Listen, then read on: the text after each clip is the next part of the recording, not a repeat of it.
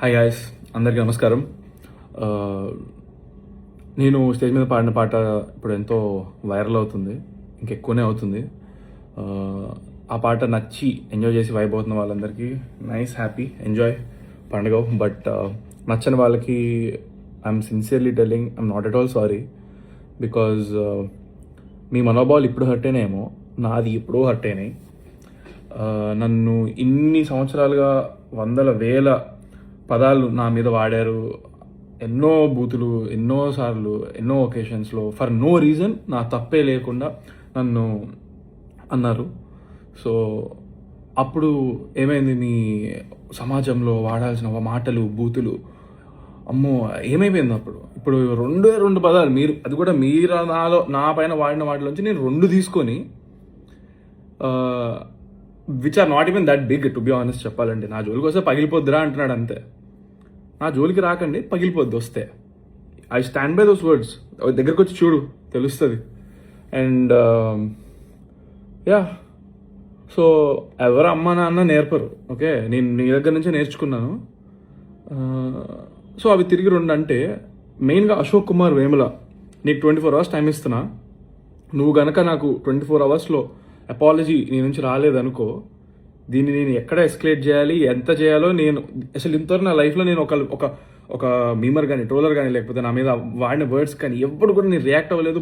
అంటే బాధ ఎక్స్ప్రెస్ చేయలేదు, ఎక్కడ ఏ సింపతి కోరుకోలేదు, లేకపోతే కంప్లైంట్ అనేది కానీ, రచ్చ కానీ ఏం చేయలేదు. ఎందుకంటే ఎవరు ఏమన్నా సరే నన్నే అన్నారు, నేను లైట్ తీసుకున్నాను. I took it all as criticism. ఎంతవరకు తీసుకోవాలి అంతవరకు క్రిటిసిజంగా తీసుకున్నాను. అండ్ సరదాగా ఉంటే సరదాగా వదిలేశాను.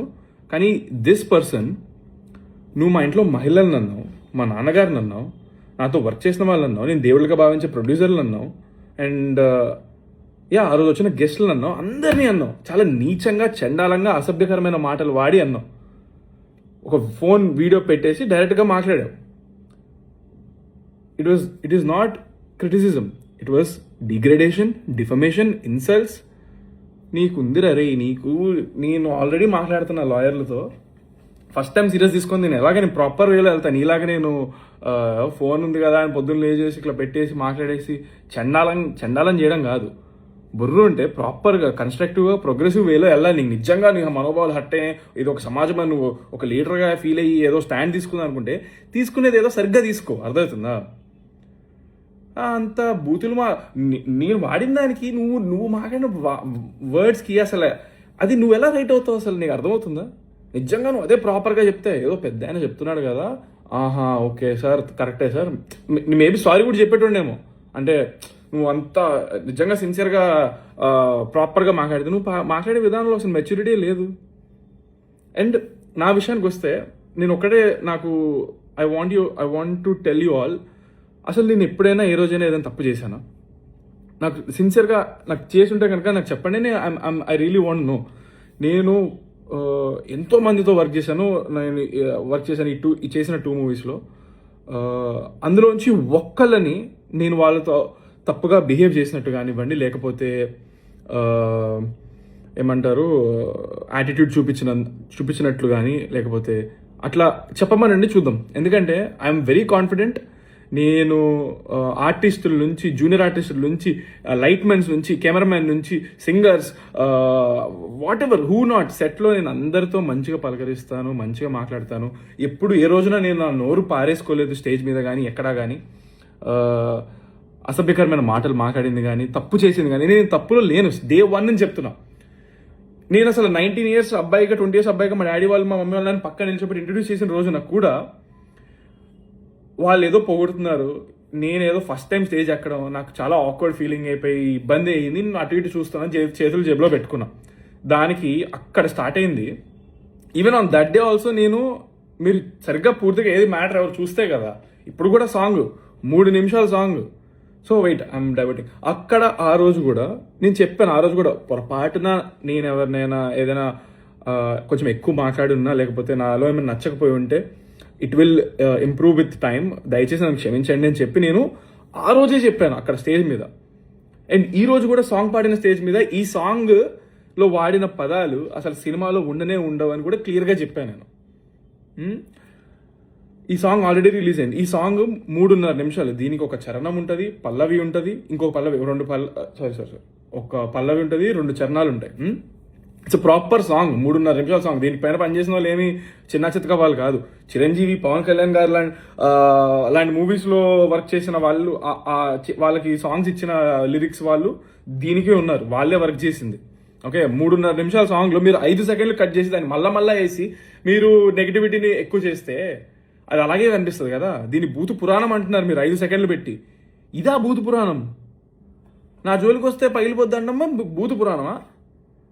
అసలు మీరు ఎక్కడ ఏం వినలేదా? అయ్యో బాబోయ్ అంటారా? ఎన్ని సినిమాల్లో మనం వాడరు, బీప్ అయ్యారు, ఏ రేటెడ్ సర్టిఫికేట్ ఇస్తే సినిమా థియేటర్కి వెళ్ళి చూస్తారు అందరూ. యూట్యూబ్లో రిస్ట్రిక్షన్సే ఉండవు. అసలు రిస్ట్రిక్షన్స్ లేకపోయినా కూడా మేము ఈ సాంగ్ ఒరిజినల్ వర్షన్లో మేము పెట్టలేదు. అది వి ఫెల్ లైక్ అంత అవసరం లేదేమో అనిపించింది. నేను ఇప్పుడు నా సినిమా రిలీజ్ ఉందిరా భయ్, నేను ఏదో కొంచెం ఇంపాక్ట్ క్రియేట్ చేసుకొని February 6th నా సినిమా రాబోతుంది కాబట్టి కొంచెం బజ్ క్రియేట్ చేసుకుందామని నేను కావాలని స్వతహాగా నా సొంతంగా I take complete responsibility. By the way, మా ప్రొడ్యూసర్ కానీ, డైరెక్టర్ కానివ్వండి, లేకపోతే అక్కడ వచ్చిన గెస్టులు కానివ్వండి, మా అమ్మ నాన్న కానీ ఎవరికి తెలియదు నేను ఆ 2 పదాలు చేంజ్ చేసి పాడతానని ఎవరికి తెలియదు. ఓకే, సో నేను ఏదో ఇంపాక్ట్ క్రియేట్ చేసుకుందామని చేశాను అనమాట. అంతే. నన్ను నేనుగా నేను ఎప్పుడు ఉంటాను. I feel like people sometimes నాలో ఉన్న హోప్ అంతా చంపేసి, నా కాన్ఫిడెన్స్ అంతా కిల్ చేసేసి, ఇంకా అసలు they want see me cry అన్నట్టుగా అనిపిస్తూ ఉంటుంది. బట్ దేవుడి దయ వల్ల నేను స్టార్టింగ్ నుంచి నేను ఎన్ని మాటలు పడినా కూడా I always been confident and headstrong and ఏదో కసి బ్లైండ్గా సాధించాలని ఒళ్ళు హూనం చేసుకుంటూ కష్టపడుతున్నాను. సో February 6th బరాబర్ ప్రేమిస్తా మూవీ వస్తుందండి. మీరు సినిమా చూడండి. It's a clean movie. మీకు సినిమా నచ్చినట్లయితే 4-5 చెప్పండి బాగుంది సినిమా, నచ్చిందని. నా కష్టం నచ్చితే నన్ను ఆదరించండి దయచేసి. But yeah, Ashok Kumar Vemula 24 hours time bro నీకు మాత్రం. ఇప్పుడు కూడా నేను చాలా రెస్పెక్ట్ఫుల్గా సంబోధిస్తున్నాను, ఎందుకంటే అది నా సంస్కారం. This is how I was brought up.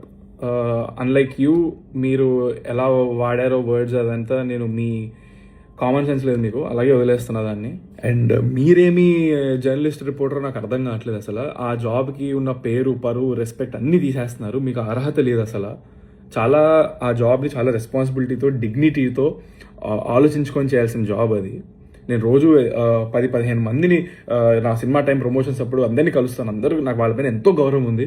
ఎందుకంటే వాళ్ళు ప్రతి క్వశ్చన్ కూడా చాలా రెస్పెక్ట్ఫుల్గా ఆలోచించి 100 సార్లు మాట్లాడే ప్రతి మాట ముందు మాట్లాడతారు. అలాంటి జాబ్ చేస్తున్నా అని చెప్పుకుంటూ నువ్వు వాళ్ళ పరువు తీస్తున్నావు అలా మాట్లాడుతూ. ఇన్ఫ్యాక్ట్ నేను స్టేజ్ 3 సాంగ్ పాడి దిగిన వెమ్మటే నాకు ఫస్ట్ అప్రిషియేట్ చేసిన person, one of the most respected and ఎప్పటి నుంచో ఉన్న senior most journalist come reporter ఆయన నాకు షేక్ హ్యాండ్ ఇచ్చారు. అక్కడ ఇంకా ఎంతోమంది రిపోర్టర్లు, జర్నలిస్ట్ ఉన్నారు, అందరూ అప్రిషియేట్ చేశారు. నా సాంగ్ అయిపోయిన తర్వాత ఫుల్ క్లాప్స్, విజిల్స్ అందరూ చేశారు. అండ్ వాళ్ళందరూ అప్రిషియేట్ చేసింది, మెచ్చుకుంది నేను వాడిన బూతులు కాదండి, నేను చేసిన అటెంప్ట్కి. నేను కాన్ఫిడెంట్గా పాడింది. ఎందుకంటే నేను పెద్ద సింగరేం కాదు, నేను సూపర్ పాడానని చెప్పట్లేదు.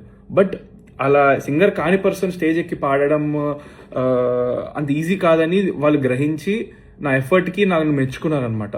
అది వాళ్ళకున్న maturity. And I was able to entertain them for 3 minutes అనేది I'm very happy and proud about it. Because I was able to and I gave my sincere effort to sing and entertain. So guys, thank you. And Ashok Kumar Vemula 24 hours, you better send me an apology. గుంజి గుంజి గుంజి గుంజి గుంజి గుద్ద పగలదే,